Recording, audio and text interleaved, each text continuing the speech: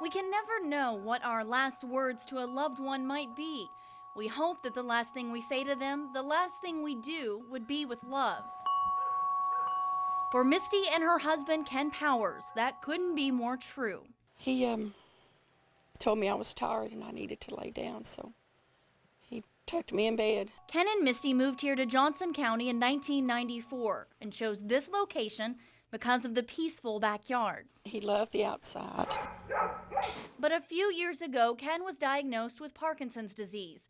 And this past Monday, Ken was outside when he lost his balance and fell in. I jumped in the water and tried to pull him out, and I couldn't. And finally, I had to leave him with his head on the bank and called 911. But Ken was already gone, so she did the only thing she could. When I stood in the water, I just held on to him, and I just asked God not to take him.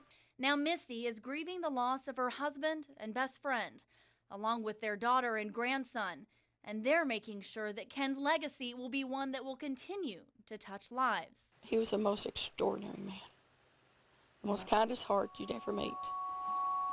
So in lieu of flowers, the family is asking for donations to their food pantry at the First Church of God in Paintsville, something they devoted their lives to, and a final act of compassion by Ken.